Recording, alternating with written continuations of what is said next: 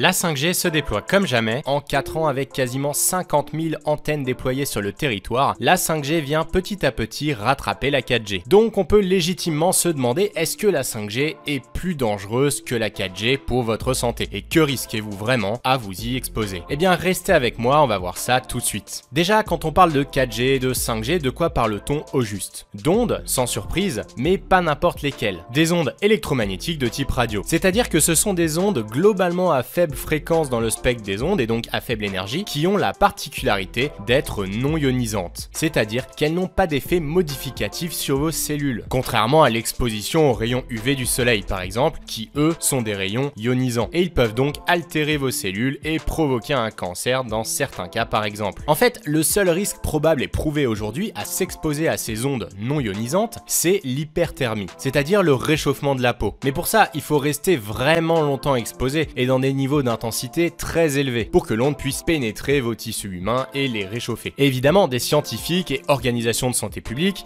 ont travaillé à définir des seuils. C'est des seuils à ne pas dépasser pour les équipements radioélectriques. Et il y a de grosses marges de sécurité afin de vous garantir qu'il n'y ait aucun risque. Mais malgré tout, la 5G est bien différente de la 4G, non? D'ailleurs, j'en ai même fait une vidéo si ça vous intéresse. Donc les risques ne devraient pas être les mêmes. Eh bien en fait, globalement, 4G, 5G, c'est plus ou moins pareil. En tout cas, en termes d'ondes. Certes, la 5G peut avoir des fréquences plus élevées que la 4G et donc à plus forte énergie, mais on reste toujours très loin des ondes ionisantes. D'ailleurs, le fait même que la fréquence de la 5G peut être plus élevée que la 4G la rend en fait moins dangereuse, car fréquence plus élevée veut dire pénétrabilité plus faible et portée plus courte. Donc 1, la 5G pénètre moins profondément dans les tissus humains que la 4G. Et 2, la 5G nécessite un maillage d'antennes plus fin que la 4G, c'est-à-dire qu'il faut plein de petites antennes plutôt que quelques grosses. Et avec plus de petites antennes, eh bien on peut se permettre de limiter leur puissance d'émission, car chaque antenne est beaucoup plus proche de ses utilisateurs. Donc si vraiment on devait hiérarchiser le danger entre la 4G et la 5G, eh bien on pourrait dire que la 5G est en fait moins dangereuse que la 4G. Mais comprenez bien, ça serait comme comparer la dangerosité d'impact sur votre corps d'une balle de ping-pong avec celle d'une balle en mousse.